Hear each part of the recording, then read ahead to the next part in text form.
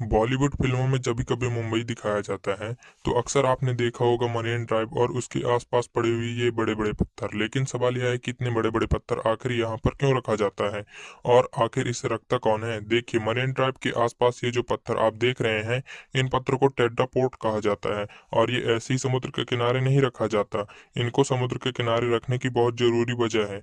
देखिए, marine drive पे समुद्र की लहरें बहुत तेज होती हैं और अगर इन पत्थरों को नहीं रखा जाए तो समुद्र की ये मजबूत लहरें मरीन ड्राइव के आसपास की सारी मिट्टी को बहाकर अपने साथ ले जाएंगी और ऐसे ही धीरे धीरे करके मरीन ड्राइव के आसपास की जितनी भी सड़कें हैं उन्हें भी लहरें अपने साथ ले जाएंगी। इसलिए मिट्टी को कटाव से बचाने के लिए इन पत्थरों को इस तरह रखा जाता है कि ये समुद्र की लहरों के लिए बाउंड्री का काम करें।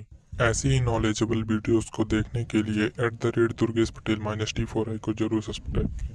बॉलीवुड फिल्मों में जब भी कभी मुंबई दिखाया जाता है तो अक्सर आपने देखा होगा मरीन ड्राइव और उसके आसपास पड़े हुए ये बड़े बड़े पत्थर। लेकिन सवाल यह है कि इतने बड़े बड़े पत्थर आखिर यहाँ पर क्यों रखा जाता है और आखिर इसे रखता कौन है। देखिए, मरीन ड्राइव के आसपास ये जो पत्थर आप देख रहे हैं, इन पत्थरों को टेट्रा पोर्ट कहा जाता है और ये ऐसे ही समुद्र के किनारे नहीं रखा जाता, इनको समुद्र के किनारे रखने की बहुत जरूरी वजह है।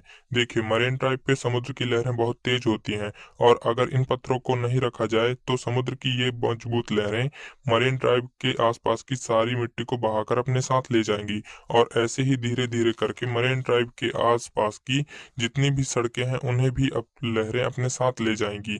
इसलिए मिट्टी को कटाव से बचाने के लिए इन पत्थरों को इस तरह रखा जाता है कि ये समुद्र की लहरों के लिए बाउंड्री का काम करें।